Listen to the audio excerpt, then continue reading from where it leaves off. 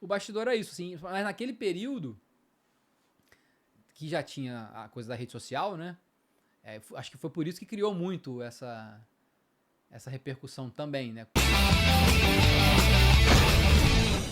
Vi um influenciador esses dias falando que, querendo ou não, fora do Flamengo ou não, ele fez 11 gols esse ano e até agora ninguém fez 11 gols no Flamengo. Esse influenciador foi muito feliz nessa comparação. Vai começar, o pessoal viúvo aí vai começar a Ah, aparecer, sim. né? Não, sem dúvida. Não dá pra saber se ele ia farcar os 11 gols também no Exato. Flamengo. Possivelmente ia, mas enfim. Essa questão. Acho que esse fascínio de amor e ódio que gere muito buzz na rede, né? Exato. E, enfim. Mas você falou do bonde da Estela. Esse foi o caso de maior repercussão, assim, que você teve? Conta um pouco dos bastidores dessa. Cara, Desse bonde nesse da período teve isso, teve aquela contratação do Conca, que eu dei uma matéria uma vez, que foi um pouco mais reveladora, no sentido dele não ter sido, assim, aconselhado para a contratação dele por questões médicas, né? Tanto que não dá certo. Aham. O bonde da Estela foi uma situação em que o Flamengo estava naquele processo de reformulação Isso. financeira, e aí tinha elencos um pouco mais modestos, e aí essa galera, às vezes, que chegava ali como aposta, né? O pessoal, às vezes, vinha pro Rio de Janeiro ali e começou a ter um ou outro com um comportamento mais digamos, se empolgar ali nas horas vagas, né? Sim. E isso começou a incomodar o clube. O bastidor é que, né, houve um movimento ali de uma certa patrulha. Chegou para mim, chegou para a diretoria, acho que chegou para outros colegas também. Eu lembro que eu dei na internet, em primeira mão, isso ali na época, que os caras teriam sido chamados a atenção e poderiam ser afastados.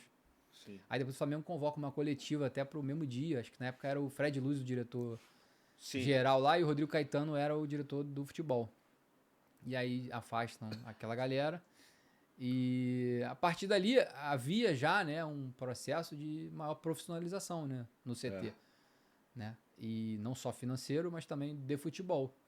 Então, o elenco, né, é um elenco que ganha a Copa do Brasil em 2013, mas depois nos anos seguintes fica um pouco de oba-oba, mas não ganha nada, sofre até a beça, né? Então só depois começa a novamente se classificar para Libertadores, aí vai que não para, né? Então, o bastidor é isso, sim. Mas naquele período, que já tinha a coisa da rede social, né? Acho que foi por isso que criou muito essa repercussão também, né? Então, o SofaScore aqui, olha que beleza. Meu parceiro, viu? Baita QR Code. Eles estão se aperfeiçoando cada vez mais. A parte estatística do SofaScore tem, inclusive, análise de inteligência artificial. Então, assim, cara, o SofaScore não é só o placar ao vivo mais exato e acho que mais popular que a gente tem aí.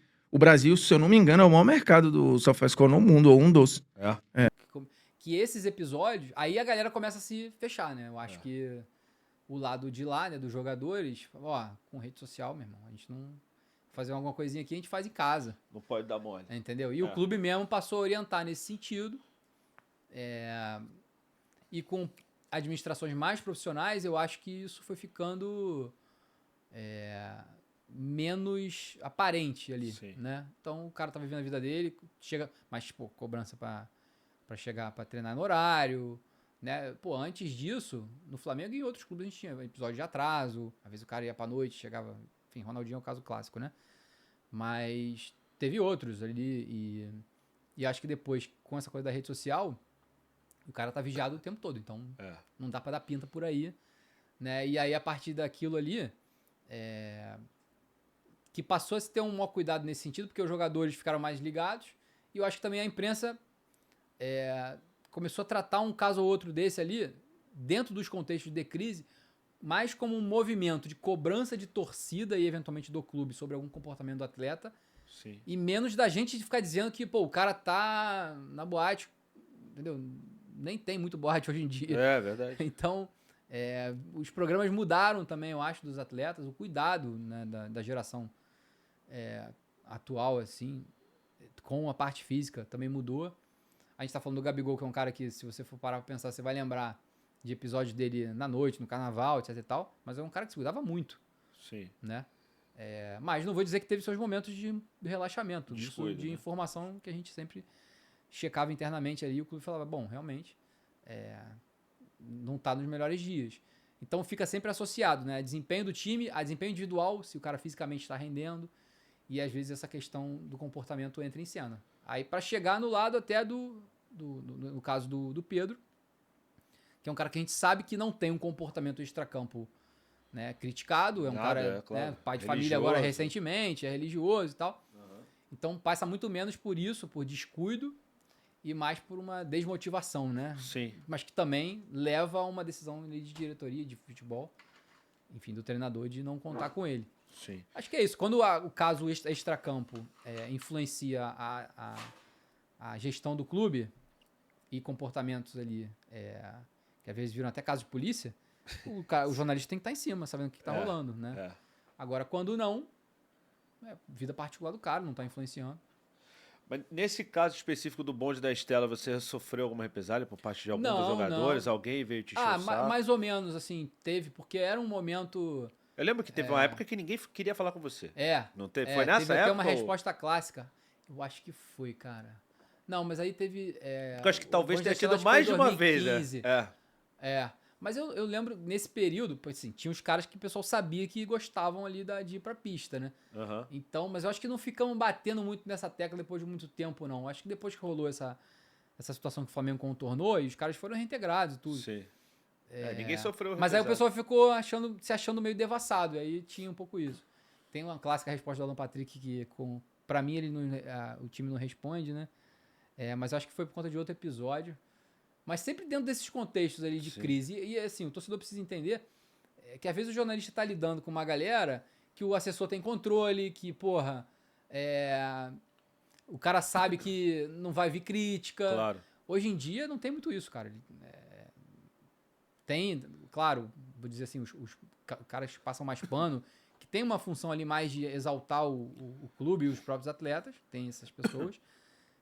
Que são figuras, às vezes, até ligadas já mais ao clube, não necessariamente dentro do clube, mas ligam a sua imagem ao clube, então tem patrocinadores do clube, fazem uma coisa mais positiva mesmo, de exaltação, né, que faz parte também. Sim.